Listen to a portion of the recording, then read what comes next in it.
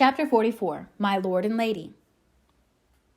Please, Madame Mother, would you lend me my wife for half an hour? The luggage has come, and I've been making hay of Amy's Paris finery, trying to find some things I want, said Laurie, coming in the next day to find Mrs. Lawrence sitting in her mother's lap, as if being made the baby again. Certainly, go, dear. I forgot that you have any home but this. And Mrs. March pressed the white hand that wore the wedding ring as if asking pardon for her maternal covetousness. I shouldn't have come over if I could have helped it, but I can't get on without my little woman any more than a weathercock can without the wind, suggested Joe, as he paused for a simile. Jo had grown quite her own saucy self again since Teddy came home. Exactly, for Amy keeps me pointing due west most of the time with only an occasional whiffle round to the south, and I haven't had an easterly spell since I was married. Don't know anything about the north, but am altogether salubrious and balmy, hey, my lady? Lovely weather so far. I don't know how long it will last, but I'm not afraid of storms, for I'm learning how to sail my ship. Come home, dear, and I'll find your bootjack. I suppose that's why you are rummaging after among my things. Men are so helpless, Mother, said Amy with a matronly air, which delighted her husband. What are you going to do with yourself after you get settled?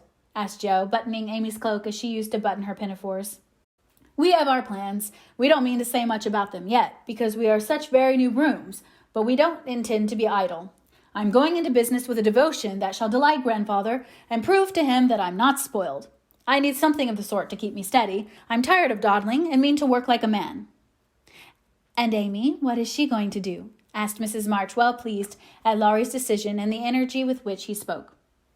After doing the civil all round and airing our best bonnet, we shall astonish you by the elegant hospitalities of our mansion, the brilliant society we shall draw about us, and the beneficial influence we shall exert over the world at large. That's about it, isn't it, Madame Recamier? Asked Laurie with a quizzical look at Amy. Time will show. Come away, impertinence, and don't shock my family by calling me names before their faces, answered Amy, resolving that there should be a home with a good wife in it before she set up a salon as a queen of society. How happy those children seem to be, observed Mr. March, finding it difficult to become absorbed in his Aristotle after the young couple had gone. Yes, and I think it will last, added Mrs. March, with the restful expression of a pilot who has just brought a ship safely into port. I know it will. Happy Amy. And Jo sighed, then smiled brightly as Professor Bear opened the gate with an impatient push.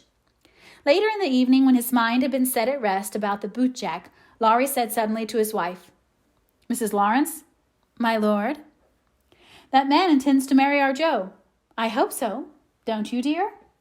Well, my love, I consider him a trump in the fullest sense of that expressive word, but I do wish he was a little younger and a good deal richer. Now, Laurie, don't be too fastidious and worldly-minded. If they love one another, it doesn't matter a particle how old they are, nor how poor. Women never should marry for money. Amy caught herself up short as the words escaped her and looked at her husband, who replied with malicious gravity. Certainly not, though you do hear charming girls say that they intend to do it sometimes. If my memory serves me, you once thought it was your duty to make a rich match. That accounts perhaps for your marrying a good-for-nothing like me. Oh, my dearest boy, don't say that. I forgot you were rich when I said yes. I'd have married you if you hadn't a penny, and I sometimes wish you were poor, that I might show how much I love you. And Amy, who was very dignified in public and very fond in private, gave convincing proofs of the truth of her words. You don't really think I am such a mercenary creature as I tried to be once, do you? It would break my heart if you didn't believe that I'd gladly pull in the same boat with you, even if you had to get your living by rowing on the lake. Am I an idiot and a brute? How could I think so, when you refused a richer man for me, and wouldn't let me give you half I want to now, when I have the rights? Girls do it every day, poor things, and are taught to think it is their only salvation. But you had better lessons, and though I trembled for you at one time, I was not disappointed, for the daughter was true to the mother's teaching. I told Mamma so yesterday, and she looked as glad and grateful as if I'd given her a check for $1 million to be spent in charity. You are not listening to my moral remarks, Mrs. Lawrence. And Laurie paused, for Amy's eyes had an absent look, though fixed upon his face.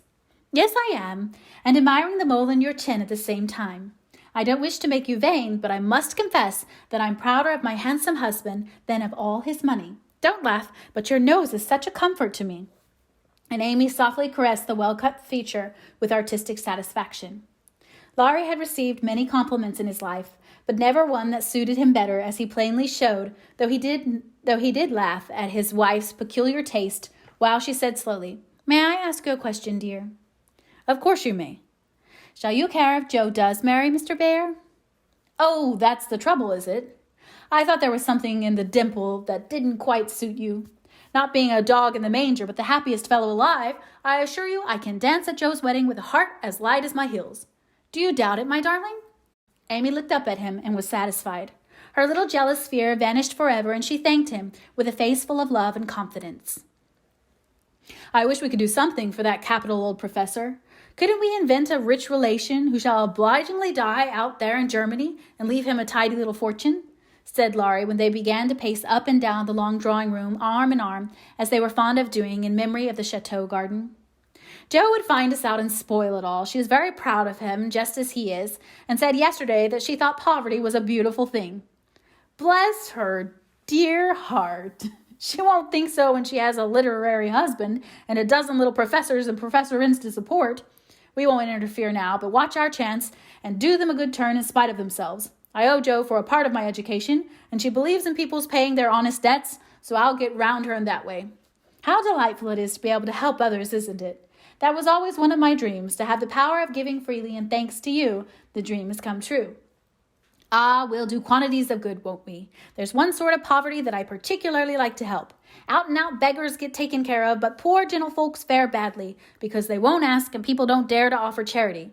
Yet there are 1,000 ways of helping them, if one only knows how to do it so delicately that it does not offend. I must say, I like to serve a decayed gentleman better than a blarnering beggar.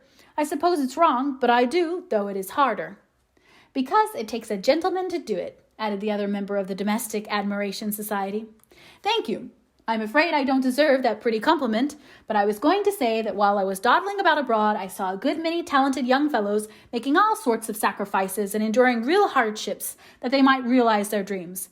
Splendid fellows, some of them working like heroes, poor and friendless, but so full of courage, patience, and ambition that I was ashamed of myself and longed to give them a right good lift. Those are people whom it's a satisfaction to help, for they've got genius. It's an honor to be allowed to serve them and not let it be lost or delayed for want of fuel to keep the pot boiling. If they haven't, it's a pleasure to comfort the poor souls and keep them from despair when they find it out. Yes, indeed, and there's another class who can't ask and who suffer in silence. I know something of it, for I belonged to it before you made a princess of me, as the king does the beggar maid in the old story. Ambitious girls have a hard time, Laurie, and often have to see youth, health, and precious opportunities go by, just for want of a little help in the right minute. People have been very kind to me, and whenever I see girls struggling along as we used to do, I want to put out my hand and help them as I was helped." "And so you shall, like an angel as you are," cried Laurie, resolving, with a glow of philanthropic zeal, to found and endow an institution for the express benefit of young women with artistic tendencies. "Rich people have no right to sit down and enjoy themselves, or let their money accumulate for others to waste. It's not half so sensible to leave legacies when one dies as it is to use the money wisely while alive, and enjoy making one's fellow creatures happy with it. We'll have a good time ourselves and add an extra relish to our own pleasure by giving other people a generous taste. Will you be a little Dorcas, going about emptying a big basket of comforts and filling it up with good deeds?" "With all my heart, if you will be a brave St. Martin, stopping as you ride gallantly through the world to share your cloak with the beggar." "It's a bargain, and we shall get the best of it."